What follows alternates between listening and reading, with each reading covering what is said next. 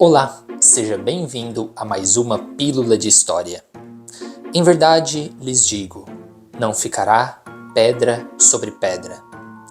Com certeza, aqueles que contemplaram ou que escutaram como Jerusalém fora arrasada pelos exércitos romanos, lembrariam dessas palavras proféticas, proferidas alguns anos antes por Cristo, por Jesus Cristo.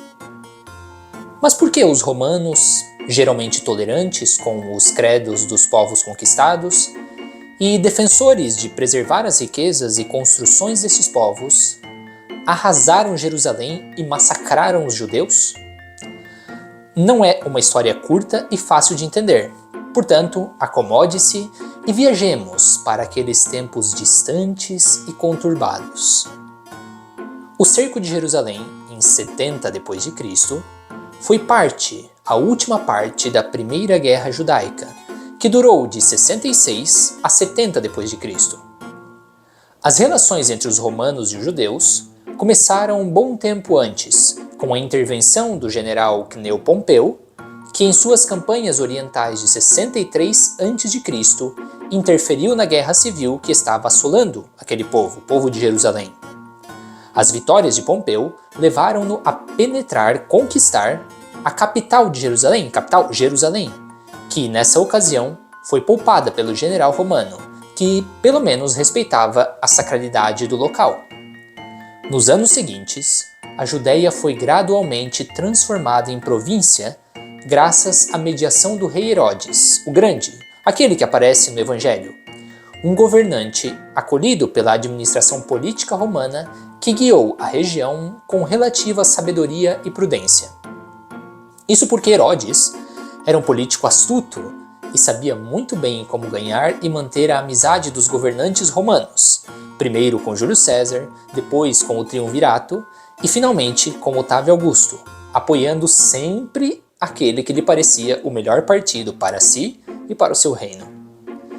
Herodes embelezou e engrandeceu Jerusalém com diversas construções esplêndidas, entre as quais o suntuoso palácio que leva o seu nome, o Palácio de Herodes, o novo templo e uma série de fortalezas que fizeram de Jerusalém uma cidade extremamente resistente, até mesmo para o melhor exército da época, que era o romano. Porém, depois da morte de Herodes, com a repartição do seu reino entre os seus 3 filhos, a relação com os romanos foi se deteriorando a tal ponto que o imperador Augusto mandou seus próprios administradores para governar a província. O principal problema que Roma encontrou na gestão da província de Jerusalém, ou da província da Judéia, deveu-se à inadequação e às vezes à incompetência desses administradores em lidar com o povo judeu, no qual estava sempre latente o germe da rebelião, pronta para explodir diante de qualquer ato tido como abusivo ou ofensivo, principalmente de sua religião e da sua liberdade. Os políticos e governadores enviados por Roma para administrar o território não conheciam plenamente a dinâmica da população, nem as características da religião judaica, que era de vital importância para os judeus. Um sinal tangível da falta de experiência dos administradores romanos e que daria início ao conflito que levou à queda de Jerusalém, ocorreu em 66 d.C., quando, devido a um mal-entendido com as autoridades romanas, um grupo de rebeldes judeus provocou distúrbios na cidade de Jerusalém. O então governador, Gécio Floro, reagiu de forma extraordinariamente dura, enviando rapidamente um contingente militar para reprimir a revolta. A ação de Floros resultou na morte de mais de 3.600 judeus e teve o efeito contraproducente, claro, de espalhar a revolta por toda a província, forçando Roma então a intervir com mais força. No mesmo ano de 66 d.C., o imperador Nero enviou 2 dos seus melhores generais, que eram Vespasiano e Tito, pai e filho, para recuperar o controle da província. O método de defesa adotado pelos judeus era aquele de guerrilha. Eles dividiam os confrontos por todo o território. tornando particularmente difícil reprimir a revolta, pois não se sabia onde eles estavam, não havia um exército único e organizado para atacar. Vespasiano e Tito estavam assim envolvidos numa situação particularmente difícil, que lhes custaria muito em termos de vida dos legionários e de recursos econômicos. Em 68 d.C., 2 anos depois do começo da guerra, Nero morreu. E neste mesmo ano se sucederam 4 imperadores, ficou conhecido como o Ano dos 4 Imperadores, sendo o último e definitivo exatamente o general Vespasiano. E aqui temos uma curiosidade interessante. A grande fonte para o conhecimento destes fatos é o livro Bellum Iudaicum, do historiador judeu Flávio Joséfo, que no ano de 66 foi derrotado e capturado por Vespasiano. Joséfo era um dos generais dos judeus. Passando então para o lado dos romanos, Flávio Joséfo teria então previsto, profetizado, que Vespasiano seria o imperador, coisa que naquela época era muito improvável. Seu filho Tito permaneceu na Judéia, enquanto o pai foi para Roma para ser o imperador, para pacificar definitivamente a legião. A Tito foram confiadas 4 legiões completas pelo seu pai, bem como um grande número de soldados auxiliares e tropas recrutadas na área que se juntaram à equipe romana, sobretudo devido a um sentimento de rivalidade para com os rebeldes. Mas quem eram esses rebeldes? Eram principalmente 2 grupos extremistas, que faziam a bagunça ali em Jerusalém.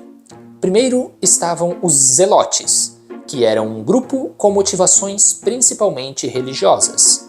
O seu próprio nome já indica, aqueles que zelam pelo cumprimento da lei. Odiavam os romanos, sobretudo por causa dos abusos religiosos cumpridos por eles em diversas ocasiões, ao desrespeitar o templo ou ao introduzir deuses pagãos nele. E depois, em segundo lugar, estavam os sicários, que era um grupo movido por motivos políticos. Eram revolucionários e assassinos, tanto que sicário vem de sicus, que é uma faca, e buscavam por todas as formas violentas possíveis livrar-se do jugo romano. Foram principalmente os sicários que levaram a situação a este confronto até a morte com Roma, pois eles nunca se davam por vencidos, sempre queriam mais sangue, mais violência. O general Tito, então, partiu com seu contingente militar de 4 legiões, seguindo 3 linhas de ataque. Sob o seu comando direto, a 12ª e a 15ª legiões partiriam de Samaria para atacar Jerusalém pelo norte. A 10ª legião, Fretenses, que tinha partido de Jericó e rapidamente fechou o espaço que o separava da capital da Judéia, foi trazido para mais perto pelo leste. Do ocidente, da cidade de Emaús, partiu a 5ª legião, macedônica. A cidade inimiga foi assim rapidamente atacada a partir de 3 frentes, para minimizar as possibilidades de organização e de reação dos rebeldes. Mas como era, onde ficava, como se organizava a cidade de Jerusalém? É importante entendermos isso. Ficava no meio de uma série de vales muito antigos. Ao nordeste ficava o Vale de Josafá. Ao leste, o famoso Vale dos Cedros, atrás dos quais estava o Monte das Oliveiras. Ao sul, o Vale de Inom e ao oeste, o Vale de Gion. Estes amplos vales permitiam que Jerusalém fosse abastecida por numerosos cursos de água, o que garantia à cidade uma excelente autonomia, especialmente em caso de cerco, como agora. Pelo menos não morreriam de sede ali. Era uma metrópole muito antiga e extremamente vasta, organizada em grandes espaços que foram crescendo ao longo do tempo. Exatamente no centro da cidade estava o gigantesco Templo de Jerusalém, protegido por um amplo espaço e uma poderosa muralha. No seu interior estava o altar e estava também o castiçal da Menorá, o castiçal de 7 braços, principal símbolo da religião judaica e que seria roubado pelos romanos no final do cerco. Ao norte do templo estava a Fortaleza Antônia, construída para garantir a segurança da área sagrada, e que servia como o último bastião de defesa e observação do território ao redor. No ocidente, se encontrava de um lado o bairro Nobre, onde viviam os principais da cidade, e dirigiam desde ali os destinos políticos dela, e do outro lado o subúrbio, onde morava a maioria da população. Houve também uma expansão ao norte, uma expansão de Jerusalém, a Cidade Nova. Cada um destes bairros era protegido por muros com não menos de 9 metros de altura, mas com algumas aberturas escondidas que somente os judeus conheciam e que lhes permitiam fazer tiros muito rápidos, desde cima, contra os romanos. Tito, então, começou o ataque pelo norte, com 600 cavaleiros. Já nessa fase, o exército romano foi posto à prova. Quando o grupo de cavaleiros liderados por Tito passou pelas fortificações do norte, 2 colunas judaicas apareceram e atacaram o contingente romano. Tentaram isolar o general Tito de seus cavaleiros, mas ele, com um movimento inteligente, conseguiu comandá-los e deflagrar este primeiro ataque. Enquanto isso, também as outras legiões em outras partes da cidade estavam tendo dificuldades, pois os soldados judeus atacavam em bandos e de surpresa, o que estava abalando a moral dos exércitos romanos. Tito, então, decide reunir todas as forças em um lugar só, na parte oriental da cidade. Mas, enquanto construíam ali um acampamento, os judeus executaram um segundo ataque. Os legionários ficaram completamente surpresos. Tito, com sua cavalaria, conseguiu outra vez estabelecer uma linha de defesa que fez com que os legionários não fossem completamente aniquilados. Era a segunda vez que Tito se salvava e salvava a vida dos seus homens.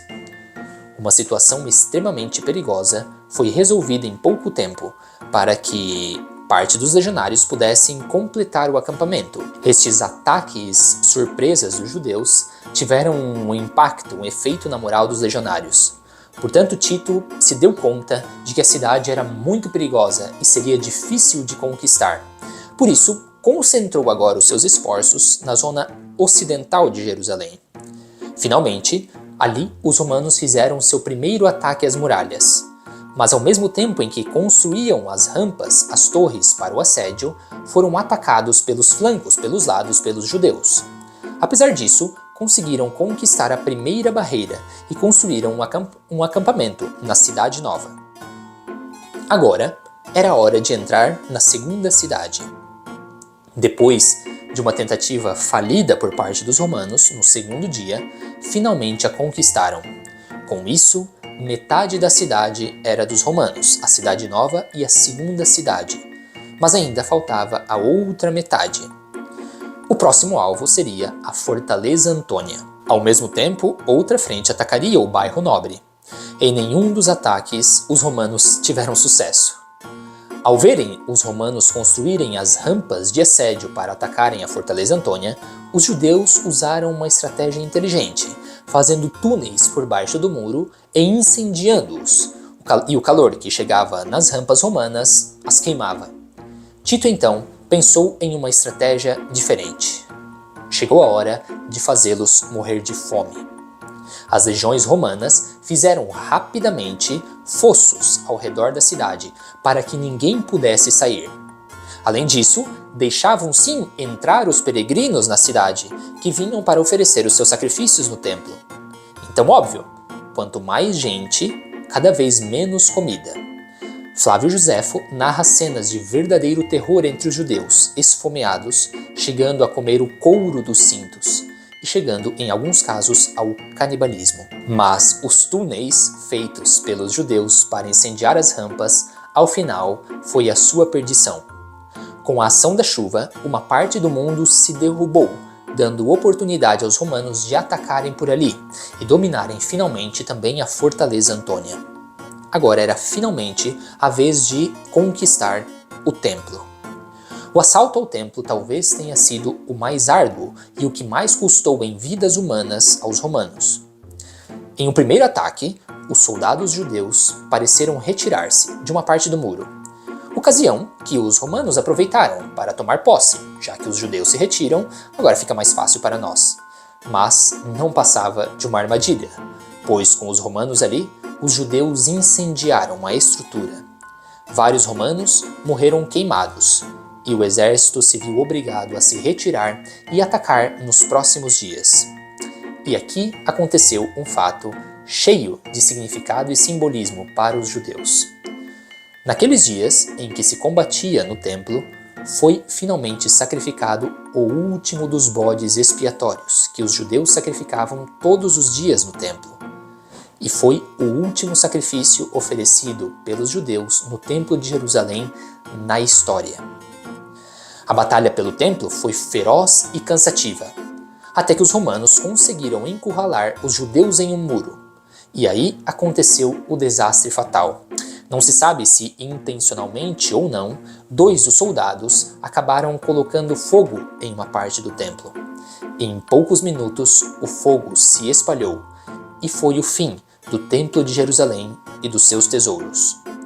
Os romanos derrotaram os seus adversários, roubaram os tesouros que conseguiram do templo, entre eles a menorá, o candelabro de 7 braços, e partiram à conquista dos outros quarteirões da cidade.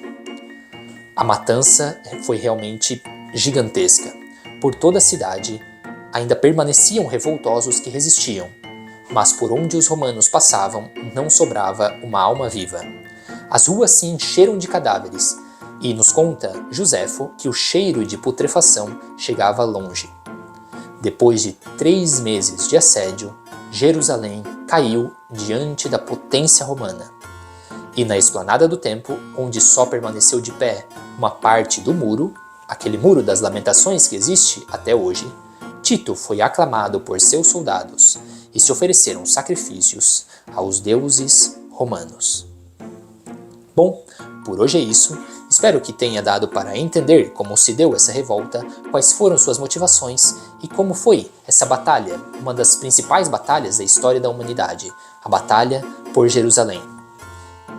Não esqueça de deixar o seu like, se inscrever no canal, comentar aqui embaixo quais outros temas você gostaria que se tratassem nesse canal. E até a próxima!